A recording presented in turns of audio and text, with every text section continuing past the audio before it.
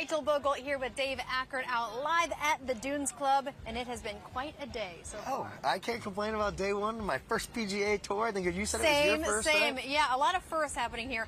Our first time at really any pro golf event. Also, the first day of the first ever Myrtle Beach Classic here. And it's been a pretty great day so far, really all day. A lot of people, too, grabbing a little extra merchandise because of that first time. You know, that logo might be worth something. Hey. You know, if they change the logo in 10 years, you know, you never know. Yeah. That first original. So if you haven't gotten out here yet, or you maybe just have tickets for the weekend, come out here, get a hat, get a T-shirt. There's some pretty cool ones out there I saw, Get it before I do, because you know if there's one thing I know how to do, it's shop. So if you're trying to get some merch, you better go and check it out while you can. But sure. you know, like Dave and I were just saying, you know, it is our first time at any PGA Tour tournament, and we've had a pretty cool perspective here. So just in front of us, we're seeing the 9th hole there, so we got to see some folks, all the folks coming through there, and you know, some of the big names as well. That 16-year-old phenom as well coming through. Yeah, it was cool to see them too afterwards. What I kind of noticed, like while we were on commercial breaks, you see them like shaking hands, and from doing the starting, which maybe we could talk about too, some of those guys had just met each other for the first time. Right. So you see, after 18 holes, now they're hugging and like, you know, shaking hands. It's like, wow, now they're like, because they're competitors. There's so you wouldn't expect to see that. Yeah, but there is a respect level, you know, and there's an etiquette and, you know, sportsmanship, you know, at the end of the day, you know, and it's not going to be the last time they probably see each other, you know. But kind of to talk a little bit more about how that cool experience you had earlier this morning announcing them. Tell us more about that. Yeah, so me and Andrew Dockery got to be honorary starters, which honestly, I'll be honest with you, I didn't even know was a thing you could volunteer for maybe before 3 weeks ago. And so we got to be up there. We were actually like an extension of the rules committee. They said we had a walkie-talkie that would go straight to the committee, and I even had to answer a question once. They were like, "Hey, is a compass allowed?" So I had to walk in and like, "Hey, we have a caddy with a compass here. They want to know if it's allowed." And the rules committee said, "Well, does it like measure elevation?" And I was like, got serious. "Yeah." So I was like, "I didn't want to be like responsible for." I was like, "It does. No, it looks like a normal compass." And they were like, "Okay, it's good." And I was like, "Okay, they said it's good."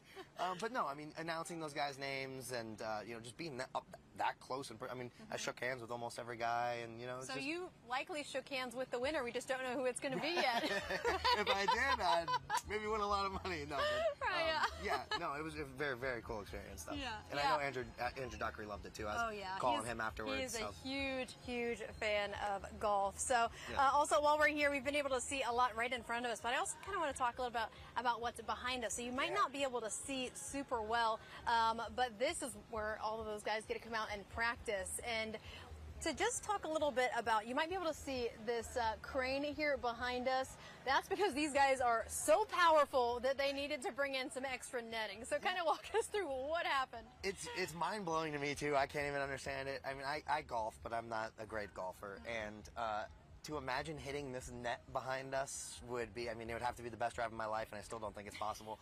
And so, like you said, they brought in these 3 cranes because the first time these guys came out to start practicing, they were hitting it over the net. So you're talking 200, 300 yards out, and it was your drive was 200 yards in the air, or 200 feet, I'm sorry. Yeah. So they had to bring these cranes in, add another maybe 100 feet, and word on the street is there's one guy out here on the tour that was still hitting it over that net. And I don't know who it was. Well, I might have an idea. He sent it to the moon, basically. Yeah. They haven't found that ball yet. It's still orbiting. Never to be seen again. Yeah. But you were saying, you're like, man, I couldn't. Well, that's why we're here and not and not out there. But that's why I'm not on the tour. Yeah, but it is so amazing to truly see some of the best players in the world here, right here in Myrtle Beach. What a wonderful opportunity, and we're really, I think we can be so proud of the entire Grand Strand, for the Dunes Golf and Beach Club here, all the volunteers and everyone that have made this just an incredible event so far, and we're just getting started. Yeah, so I'm just, do you want to talk about like the leaders maybe? We'll just, the 2 guys who finished, the real we finally. reason while we are here. Right, let's go ahead and do that, Dave. I have this, now that we're finally finished through our first day, it's Beau Hossler and Robert McIntyre from America and Scotland. They both finished with a score of 64 to end the day after the first 18 holes, obviously. And it's Hossler's 4th career 18-hole lead, and then McIntyre's first on tour. So first-timer to have a lead after day 1, that's a pretty cool achievement to have. Obviously, you want to be leading on Sunday. Right, no but, kidding. And then for somebody on their 4th time to maybe both have a shot. It's tough to hold that lead for 4 days, so the chances are, I'm not going to say unlikely, but we'll see what they can do. We'll see. There's definitely a lot that's still... A lot of firsts going on, you Yes. know, just like we said at the top here. And then also we're hearing just here in front of us as well, a concert already getting started too, the Swingin' Medallions, the first of 2 concerts happening. So the fans are all enjoying that. And if you are planning to come out here and enjoy any of the next 3 days of all the action, we do have just some reminders that you're going to want to know if you are coming out here when it comes to things that you can and cannot bring. So here are some things that you will need to know. First, you can bring reusable plastic or metal cups, no glass though. Leave all of that at home, and they can also, you can bring in again those plastic or metal cups that can hold up to 32 ounces. So all of those really big Stanleys, that's a no-go. Leave those at home, 32 ounces or less, and then they do have to be empty as you are bringing them in, and also when you leave. You can bring an umbrella, but there's a bit of a caveat with that. It cannot be in its sleeve. So leave the fireworks, leave the laser pointers, and the selfie sticks all got to stay at home.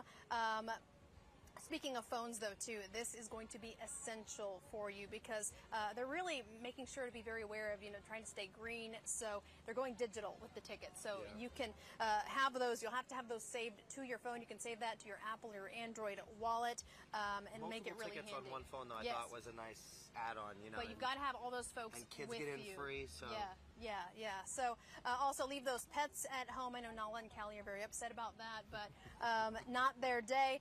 And if you do have some young ones, just know that strollers and small diaper bags, as well as any necessary medical supplies, those are good to go. But purses and backpacks are not. So just to be clear, all of those bags like that, the diaper bags and such, must be smaller than 12 inches wide by 12 inches tall. As well, and then for purses about 6 inches, I believe. 6 by 6. Yes, I think, but yeah, quite small.